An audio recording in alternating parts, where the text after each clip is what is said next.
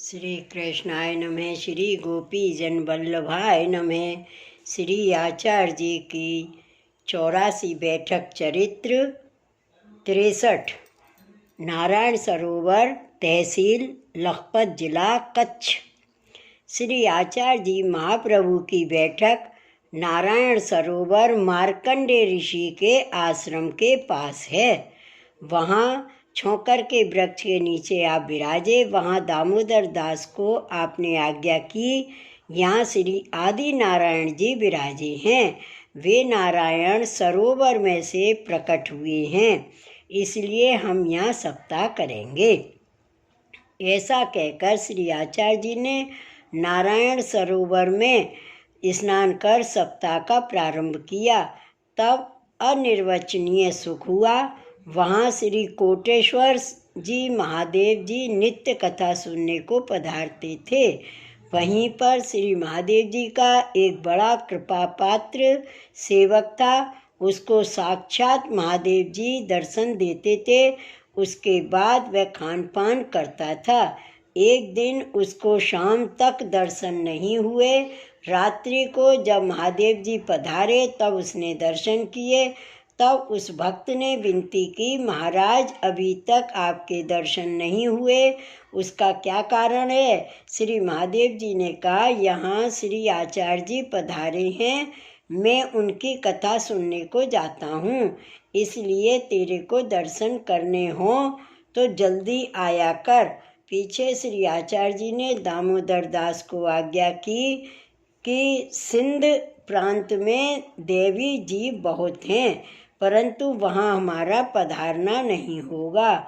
उसका कारण यह है कि सरस्वती जी का उल्लंघन हम कभी भी नहीं करेंगे, क्योंकि वह तो भगवद वाणी का प्रवाह है। इसलिए चरणारविंद की रज द्वारा वहाँ के लक्षावधि देवी जीवों की तामसी योनि छूट जाएगी। इसके पश्चात हमारे वंश द्वारा सभी का अंगीकार होगा। तब दामोदर दास ने प्रार्थना की, महाराज आपकी इच्छा हो वही करो। पीछे चरणारविंद की रज की सुगंध फैलाकर सिंध से लगाकर पंजाब देश तक लक्षावधि जीवों की तामसी योनि छूट गई। श्री वल्लभाधीश की जय। बैठक चरित्र 64। जूनागढ़, दामोदर कुंड, गिरनार रोड, जूनागढ़। श्री आचार्य जी महाप्रभु की बैठक जूनागढ़ में गिरनार पर रेवती कुंड के किनारे छोकर के नीचे है। वहाँ आप विराजे। तब गिरनार पर्वत और रेवताचल पर्वत विप्र का स्वरूप धरकर आए। उन्होंने साष्टांग दंडवत की तथा कहा कि महाराज आपका प्राकट्य सकल तीर्थों को सनाथ करणार्थ है, इसलिए इस रेवताचल पर्वत को सनाथ कीजिए। तब आपने आज्ञा की, हम तो रेवताचल तुम्हारे लिए ही आए हैं, आप वहाँ पधार कर एक शिला पर विराजे। तब रेवताचल को परम आनंद हुआ। वह नवनीत से भी अधिक कोमल हो गया।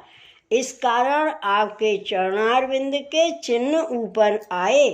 पीछे आचार्य जी दामोदर कुंड में स्नान करने को पधारे। स्नान करते समय में श्री दामोदर जी का स्वरूप आपको प्राप्त हुआ। वही स्वरूप अभी जूनागढ़ में श्री रघुनाथ लाल जी के माथे विराजते हैं। इसके बाद श्री आचार्य जी अपनी बैठक में पधारे। वहाँ सप्ताह का आरंभ किया। उस समय एक योगेश्वर ने आकर साष्टांग दंडवत की और कहा, महाराज आपके श्रीमुख से कथा सुनने की बड़ी इच्छा है, कृपा करके सुनाइए।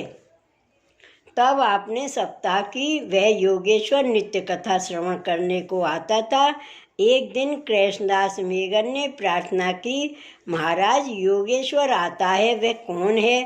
तब श्री आचार्य जी ने कहा कि वह द्रोणाचार्य जी के पुत्र अश्वत्थामा यहाँ गिरनार में रहता है। वह कथा सुनने को आता है। तब कृष्णदास जी ने साष्टांग दंडवत की। यह आज्ञा कर आपने चरणारविंद की रस द्वारा वहाँ अनेक जीवों को अंगीकार किया। श्री वल्लभाधीश की जय। श्री गोवर्धन नाथ की जय। जय जय श्री गोकुलेश, जय जय श्री गोकुलेश।